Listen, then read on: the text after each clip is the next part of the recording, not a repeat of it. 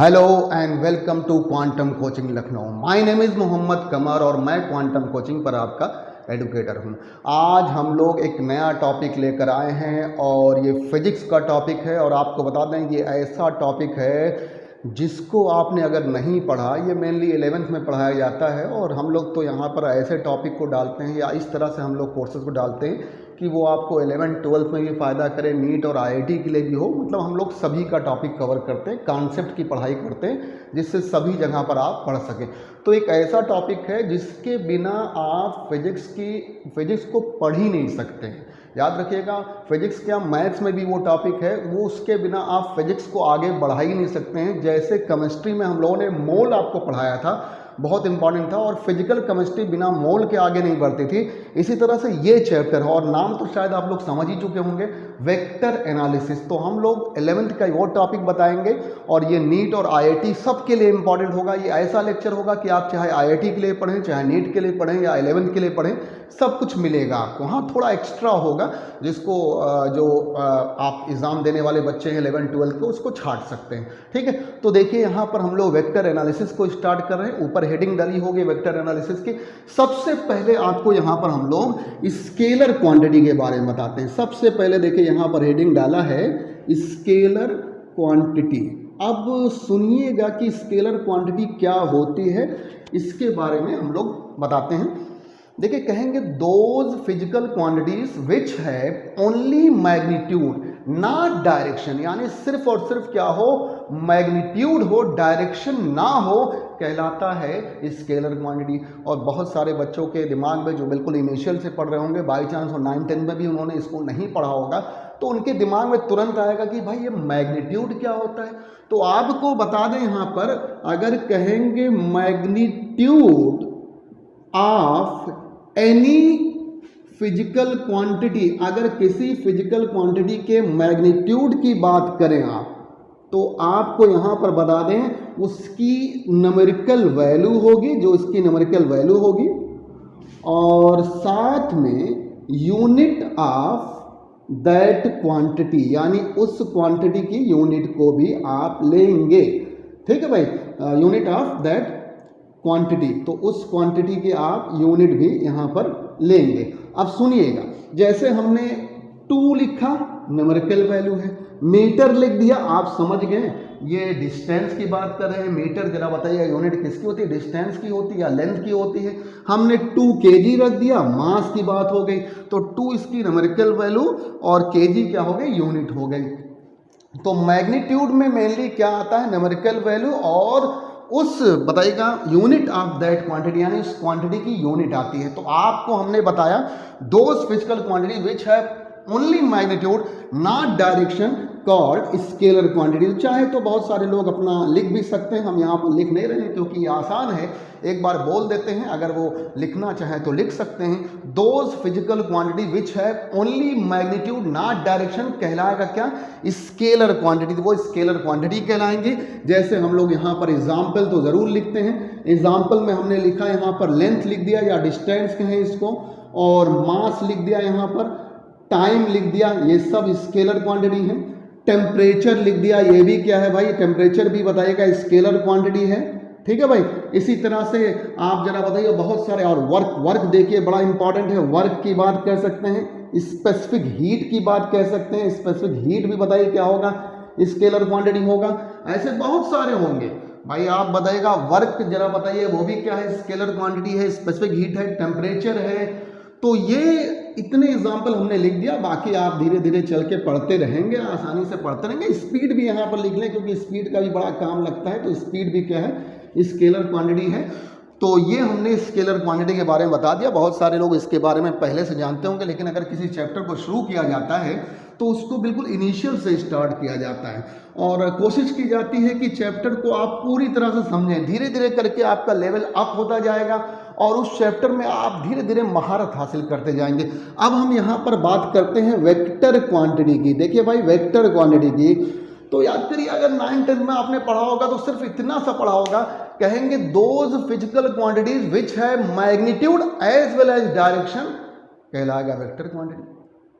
लेकिन अब आप यहाँ ये नहीं कहेंगे, सिर्फ इतना नहीं कहेंगे कि मैग्नीट्यूड हो मैग्नीट्यूड हो एज वेल एज डायरेक्शन, ये तो होना ही होना चाहिए। लेकिन अब इतनी बात इसके लिए काफ़ी नहीं है, और भी आपको कहना पड़ेगा। कहेंगे दोज फिजिकल क्वांटिटी विच है magnitude as well as direction, और आगे देखिएगा and it must be necessary, and it must be necessary that these physical quantities, these physical quantity या quantity obey the law of, ये जो लिख रहे हैं law of parallelogram of addition, इसको फॉलो करना ही चाहिए। Law of parallelogram of addition को फॉलो करें, ये नीचे हम अंडरलाइन कर दे रहे हैं। तो आप अब क्या कहेंगे, आप कहेंगे दोज फिजिकल क्वांटिटी विच है magnitude as well as direction and it must be necessary that these physical quantities obey the law of parallelogram of addition. और आप कहिए एक तरह का law of parallelogram of addition, ये वेक्टर के sum, difference, इन सब को बताता है। क्योंकि वेक्टर को नॉर्मली आप जैसे 2 और 3 को कर दिया, मिला दिया, सम कर दिया, 5 हो गया, 2 - 3 कर दिया, -1 हो गया। लेकिन ऐसे आप वेक्टर को सम नहीं करते, वेक्टर का सम एंगल देखकर होता है। और law of parallelogram of addition आगे आपको हम बताएंगे, इसीलिए वेक्टर का सम भी अलग होता है, वेक्टर का डिफरेंस भी अलग होता है, वेक्टर का प्रोडक्ट भी अलग होता है। तो याद रखिए वेक्टर सम भी शो करना चाहिए। आप कहेंगे सर इसीलिए देखिए आपको बता दें, अभी ऊपर हमने बताया करंट जो होती है ना, करंट वो स्केलर क्वांटिटी होती है। आप कहेंगे सर करंट तो आप देखिए हमारे कमरों में अलग अलग जगह पर वायर के थ्रू हम लोग डायरेक्शन भी निकालते हैं। करंट में देखिए आप जैसे 2 एम्पेयर, 3 एम्पेयर, 5 एम्पेयर लिया आपने, डायरेक्शन भी होती है, मैग्नीट्यूड भी होता है, वेक्टर होना चाहिए। लेकिन करंट का सम क्या होता है, अल्जेब्रिक होता है। अल्जेब्रिक जैसे आपने 2 एम्पेयर लिया, -3 एम्पेयर ले लिया तो -1 एम्पेयर हो गया। तो इस तरह से करंट का जो सम होता है वो अल्जेब्रिक लेते हैं, जबकि वेक्टर क्वांटिटी के लिए वेक्टर सम होना जरूरी है। Law of parallelogram of addition को फॉलो करना चाहिए। तो याद रखें करंट इसी वजह से स्केलर क्वांटिटी होती है। इसके कुछ एग्जांपल हम लोग आपको बता देते हैं। अब तो भाई डिफाइन कर ही दिया हमने, आपसे कहा दोज फिजिकल क्वांटिटी विच है magnitude as well as direction and it must be necessary that these physical quantity obey the law of parallelogram of addition, यानी law of parallelogram of addition को follow करे। अब देखिए यहाँ पर example भी लिख देते हैं। जैसे आपने देखिए लेंथ लिया था या डिस्टेंस लिया था, उसकी जगह पर क्या आ जाएगा, डिस्प्लेसमेंट। देखिए आप कहेंगे डिस्टेंस जो होगी स्केलर क्वांटिटी होगी, लेकिन डिस्प्लेसमेंट में डायरेक्शन भी होगी, तो ये वेक्टर क्वांटिटी होगी। इसी तरह से हम लोगों ने लिया था स्पीड, स्पीड की जगह यहाँ पर वेलोसिटी आ गई। जब वेलोसिटी आ गई तो उसमें डायरेक्शन भी आ गई, तो वो क्या हो गए, वेक्टर क्वांटिटी हो गई। इसी तरह से बहुत इंपॉर्टेंट है एक्सीलरेशन, एक्सीलरेशन भी बताइए क्या है, वेक्टर क्वांटिटी है। और देखिए आप फोर्स, अरे फोर्स बहुत इंपॉर्टेंट बताइए, ज़्यादातर क्वांटिटीज जो होती हैं वो वेक्टर ही होते हैं। फोर्स ले लीजिए, मोमेंटम ले लीजिए, किसी भी तरह का मोमेंटम हो, चाहे लीनियर हो या एंगुलर हो, इलेक्ट्रिक फील्ड, मैग्नेटिक फील्ड, बहुत सारे, टार्क ले लीजिए। आप लोग टार्क वर्क के बारे में जानते होंगे, इसीलिए अभी यहाँ पर बता रहे हैं। वैसे तो बहुत सारे एग्जाम्पल हैं, तो लेकिन इतनी बातें हमने लिख दिया। धीरे धीरे आपको पता चलता रहेगा कौन वेक्टर है कौन स्केलर है, जैसे जैसे आप पढ़ते जाएंगे। तो याद रखिएगा वेक्टर में एक बड़ी इंपॉर्टेंट बात कि इसको law of parallelogram of addition को फॉलो करना चाहिए। और ये सब आप नोट कर लीजिएगा या स्क्रीनशॉट ले लीजिएगा, वो आप लोग कर सकते हैं कैसे पढ़ना है, क्योंकि आपका YouTube का लेक्चर है वो तो आपके पास अपलोड भी कर सकते हैं और आसानी से बताइए कहीं पर भी स्क्रीनशॉट लेकर आप उसके नोट्स भी कंप्लीट कर सकते हैं। और अगर ज़्यादा कुछ नोट्स हम लोग बताइए क्वांटम कोचिंग इंस्टीट्यूट के ऐप पर प्ले स्टोर पर डालते हैं, अगर उसे आप डाउनलोड कर लीजिए तो कुछ नोट्स आपको मिल सकते हैं, लेकिन बहुत सारे आपको यहाँ से स्क्रीनशॉट लेकर या खुद से बनाना पड़ेगा। अब देखिए एक अगली बात करते हैं, स्केलर वेक्टर की हो गई। ये नाम शायद आपने ना सुना हो अगर आप 10th तक पढ़ के आए होंगे, और अगर आपने 12th कर लिया होगा और तैयारी कर रहे होंगे नीट और IIT के लिए, क्योंकि हम लोग तो कॉमन डाल रहे हैं सभी के लिए, चाहे वो नीट हो IIT हो, सबके लिए कॉमन पूरा पढ़ाते हैं। आपको छांटना है क्या पढ़ना है क्या नहीं पढ़ना है, क्योंकि हम लोग हायर लेवल तक पढ़ाएंगे। देखिए टेंसर क्वांटिटी की बात करेंगे। अब टेंसर क्वांटिटी, ये नाम आपने सुना नहीं होगा। टेंसर क्वांटिटी क्या होती है इसके बारे में बताएंगे। अब यहाँ पर देखिए आपने स्केलर और वेक्टर की बात तो कर लिया। देखिए कहेंगे those physical quantities whose magnitude changes with direction, सबसे अच्छा तो ये है। और दूसरा ये जो आसान वाला आप कह सकते हैं, those physical quantity which sometime behave like scalar and sometime like vector. याद रखिए, कभी वो स्केलर की तरह और कभी वेक्टर की तरह बिहेव करेगी। अगर आप लिखना चाहते हैं तो एक बार हम बोल देते हैं, आप सुन लीजिए। कहेंगे those physical quantity which sometime behave like scalar and sometime like vector, ये कहलाएगी टेंसर क्वांटिटी। मैथ्स में एक टेंसर मैथमेटिक्स आगे जब आप जाएंगे 12 के बाद, बहुत आगे बीएससी एमएससी में पढ़ेंगे आप, तो टेंसर मैथमेटिक्स पढ़ते हैं। और याद रखिएगा, ऐसी फिजिकल क्वांटिटी जो कभी कभी स्केलर की तरह और कभी वेक्टर की तरह बिहेव करे, क्या कहलाती है? टेंसर क्वांटिटी कहलाती है। और इसको सबसे अच्छा आप कहेंगे, ऐसे डिफाइन कर सकते हैं, कहेंगे दोज फिजिकल क्वांटिटीज, ये बड़ा अच्छा है इसको डिफाइन करने का तरीका। हुज मैग्नीट्यूड बदलेगा, whose magnitude changes with direction, जिसका मैग्नीट्यूड डायरेक्शन के साथ बदलता रहे, ऐसा कुछ हो जाए, इज कॉल्ड टेंसर क्वांटिटी। और पहला वाला भी आप जानेंगे, जो कभी कभी स्केलर की तरह और कभी वेक्टर की तरह बिहेव करता है, मतलब दोनों प्रॉपर्टी इसकी हो सकती है। और सबसे हिट जो एग्जाम्पल अगर यहाँ पर है आपका, तो जो हिट एग्जाम्पल है वो एग्जाम्पल हम आपको बता देते हैं। एंगुलर डिस्प्लेसमेंट बड़ा हिट एग्जाम्पल है इसका, एंगुलर डिस्प्लेसमेंट। अब शायद यहाँ पर थोड़ा डार्क नहीं चल रहा है, लेकिन फिर भी आपको नजर आ रहा होगा। एंगुलर डिस्प्लेसमेंट, थोड़ी इंक हम लोग यहाँ पर डाल लेते हैं जिससे आपको बिल्कुल साफ सुथरा नजर आए।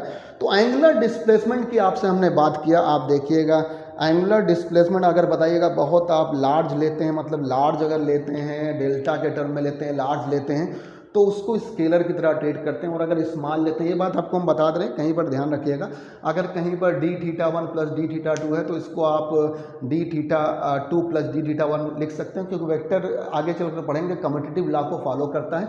यानी अगर डिफरेंशिएशन का टर्म है, स्मॉल टर्म है, तो एंगुलर डिस्प्लेसमेंट वेक्टर है। और अगर डेल्टा है, डेल्टा θ1 प्लस डेल्टा θ2, तो इसको आप डेल्टा θ2 प्लस डेल्टा θ1 नहीं लिख सकते। ये आगे आपको पढ़ाएंगे, समझाएंगे। वेक्टर का जो सम होता है वो कम्यूटेटिव होता है। तो एंगुलर डिस्प्लेसमेंट बताएगा क्या है? टेंसर क्वांटिटी है। और भी बड़े हिट एग्जांपल शायद अभी आप लोग खास तौर से 11th वाले ये आप नहीं जानते होंगे, ये सब आगे चलकर सब पढ़ेंगे। क्योंकि एंगुलर, जैसे बताइए लीनियर डिस्प्लेसमेंट को आप लोग एस या डी से डिनोट करते हैं, वैसे एंगुलर डिस्प्लेसमेंट को आप थीटा से डिनोट करते हैं। यहाँ पर थीटा लेते हैं। अगर किसी एक्सिस के अराउंड आप रोटेट कर रहे हैं या घूम रहे हैं, तो बताइएगा वहाँ पर एंगुलर डिस्प्लेसमेंट देखें, जैसे पूरा एक चक्कर लगा लिया तो आपने 360 डिग्री अगर रेडियन में लिखा तो 2 पाई रेडियन लिखा। मोमेंट ऑफ इनर्शिया भी यही है। जैसे बताइए मोमेंट ऑफ इनर्शिया की बात करते हैं, I = mr² होता है। मोमेंट ऑफ इनर्शिया I होता है। आगे चलकर आप पढ़ेंगे, जब कहीं पर जैसे आपने डोर खोला, खिड़की खोली या हैंडपंप चलाया, तो वहाँ मोमेंट ऑफ इनर्शिया इन्वॉल्व होता है, वो I = mr² होता है। आप चलकर रोटेशनल डायनेमिक्स में इसको पढ़ लेंगे, आपको हम पूरा बता देंगे। मोमेंट ऑफ इनर्शिया एक तरह से ट्रांसलेटरी इनर्शिया की जगह पर, मास की जगह पर आता है। और भी बहुत सारे एग्जाम्पल हैं, जैसे आपसे यहाँ पर हम कह दें स्ट्रेस है। स्ट्रेस आपने पढ़ा ही होगा पहले, और नहीं पढ़ा होगा तो आगे 11th में पढ़ लेंगे। रेजिस्टिविटी है, ये तो पढ़ा होगा पक्का इलेक्ट्रिसिटी चैप्टर में 10th में। रेजिस्टिविटी है, कंडक्टिविटी है, ये कंडक्टिविटी, और सरफेस एरिया, ये सब भी लेकिन उतनी इंपॉर्टेंट नहीं है जितना इंपॉर्टेंट एंगुलर डिस्प्लेसमेंट और मोमेंट ऑफ इनर्शिया है। तो याद रखिएगा, टेंसर क्वांटिटी जिसका मैग्नीट्यूड डायरेक्शन के साथ साथ बदलता रहे, या कभी स्केलर और कभी वेक्टर की तरह बिहेव करे। चलिए अगले पार्ट पर हम लोग आते हैं और इसको इरेज कर देते हैं और देखते हैं। एक छोटी सी बात आपको यहाँ पर बताते हैं, रिप्रेजेंटेशन ऑफ वेक्टर कैसे होता है। ये टॉपिक हम पूरा आपको कवर कराएंगे। वेक्टर एनालिसिस ऐसा पढ़ लेंगे कि आप किसी भी बुक का क्वेश्चन लगाएंगे, धड़ाधड़ आपका लगेगा। और हम मैक्सिमम क्वेश्चन जो इंपॉर्टेंट क्वेश्चन होंगे वो सारे हम लोग सॉल्व करा देंगे, इसमें आपको कहीं पर कोई दिक्कत नहीं होगी। अब देखिए यहाँ पर आपको बताते हैं एक छोटी सी बात जो आपके लिए ज़रूरी भी है और जानना भी ज़रूरी है, ख़ास तौर से जो थ्योरेटिकल पेपर देते हैं उनके लिए। तो रिप्रेजेंटेशन ऑफ वेक्टर की अगर बात करें, रिप्रेजेंटेशन ऑफ वेक्टर, तो वेक्टर को एक एरो से डिनोट करते हैं। किससे भाई? एरो से। एरो का जो हेड होता है ना, ये हेड जो आप लेते हैं, ये जब कभी बनाएंगे आप कंस्ट्रक्ट करेंगे तब आपको काम लगेगा। और डायरेक्शन ऑफ वेक्टर को दिखाता है। क्या दिखाता है? डायरेक्शन ऑफ वेक्टर को। तो कंस्ट्रक्शन में इसके काम लगेगा। इसकी जो टेल होती है ना, टेल ये होती है स्टार्टिंग पॉइंट को दिखाता है। किसको दिखाता है भाई? स्टार्टिंग पॉइंट, या इसी को कह सकते हैं point of application. Point of application जब आपको बताइएगा ड्रा करना होता है तो उस समय आप इस तरह से करते हैं। हम आपको बताएंगे आगे चलकर कैसे law of triangle of vector होता है, law of parallelogram of vector addition होता है। और इसकी जो लेंथ होती है ना, लेंथ ये जो होता है ये मैग्नीट्यूड को दिखाता है। किसको दिखाता है? मैग्नीट्यूड को, मैग्नीट्यूड को दिखाता है। ठीक है, अब जैसे कहीं पर आपको बस डिनोट करना सिखा दें, अगर ए लिखा हुआ है, मान लीजिए इस पर कोई एरो नहीं लगा हुआ तो ये स्केलर ए है, और इस पर एरो लगा दिया तो अब ये क्या हो गया? वेक्टर ए हो गया। अच्छा, बनाना एक अलग चीज़ है, वो बनाना आपको हम सिखाएंगे। तो स्केलर और वेक्टर याद रखिए, जो वेक्टर क्वांटिटी होती है उनको जब वेक्टर फॉर्म में दिखाना होता है तो उस पर क्या करते हैं? एरो लगा देते हैं। चलिए, ये भी बात आपकी क्लियर हो गई। अब लिखते हैं यहाँ पर सम डेफिनेशन अबाउट वेक्टर, यानी वेक्टर के कुछ डेफिनेशन को भी यहाँ पर पढ़ लेते हैं। धीरे धीरे करके वेक्टर की तरफ हम आगे बढ़ेंगे। जैसे यूनिट वेक्टर आ जाएगा समझ जाएगा, आपका मेन टॉपिक यहाँ पर आ गया। तो सम डेफिनेशन अबाउट वेक्टर में हम लोग देखते हैं, देखिएगा सम डेफिनेशन अबाउट वेक्टर, यानी कुछ टर्म आपको जानना पड़ेगा वेक्टर में जो कि आपको पता होना चाहिए। सबसे पहला यहाँ पर हम लोग आइडेंटिकल वेक्टर देखते हैं, आइडेंटिकल वेक्टर। अब ये बताइए, आइडेंटिकल वेक्टर नाम से ही लग रहा है, आइडेंटिकल क्या होता है? आपको पता होगा, identical two vector are said to be identical if their magnitude and direction are similar. याद रखिएगा, दो वेक्टर कहेंगे, देखिए फिर से सुन लीजिए, two vector are said to be identical if their magnitude and direction are similar, यानी दोनों के मैग्नीट्यूड और डायरेक्शन अगर सिमिलर हो तो वो एक दूसरे क्या कहलाएंगे? आइडेंटिकल। इसमें कुछ बताने की जरूरत ही नहीं है आइडेंटिकल वेक्टर में, तो सीधे सीधे हमने यहाँ पर लिख दिया आइडेंटिकल। टर्म कहीं आ जाए, आइडेंटिकल मतलब सेम ही होता है, तो two vector are said to be identical if their magnitude and direction are similar. अब देखिए दूसरा जो आपका है, हम जल्दी जल्दी बताते जाते हैं जिससे आप समझ जाएं। जीरो वेक्टर या इसको कहेंगे नल वेक्टर, नल वेक्टर। तो जीरो वेक्टर या नल वेक्टर आपको कहेंगे, आपको याद रखिए इतना बस खाली कहना होगा, the vector having unit magnitude, जिसका मैग्नीट्यूड क्या हो जाए? 1 हो जाए। यूनिट, भाई वो तो यूनिट वेक्टर होगा। यहाँ पर द वेक्टर हैविंग क्या कहेंगे? गलत बोल दिया था हमने, द वेक्टर, क्योंकि हमारे दिमाग में यूनिट वेक्टर चल रहा है जबकि यहाँ पर हम जीरो वेक्टर पढ़ा रहे हैं। तो सुनिएगा क्या कहेंगे, द वेक्टर हैविंग, यूनिट नहीं कहेंगे यहाँ पर क्योंकि zero vector, the vector having zero magnitude इतना ज़्यादा इंपॉर्टेंट नहीं होता, इसीलिए यूनिट वेक्टर का नाम हमारे दिमाग में चला तो हमने बोल दिया था। The vector having zero magnitude is called, क्या कहेंगे इसको? जीरो वेक्टर या नल वेक्टर कहेंगे। तो यूनिट ना कहिएगा भाई, यूनिट वाला यूनिट वेक्टर अभी आगे पढ़ाएंगे, उसको हम हमारे दिमाग में चल रहा था वो हमने बोल दिया था गलती से। तो कहेंगे the vector having zero magnitude, ये कहलाएगा जीरो वेक्टर या नल वेक्टर। एक बड़ी इंपॉर्टेंट बात है, कहते हैं the direction of zero vector is not known. आप यहाँ पर लिख भी देते हैं, कहेंगे द डायरेक्शन ऑफ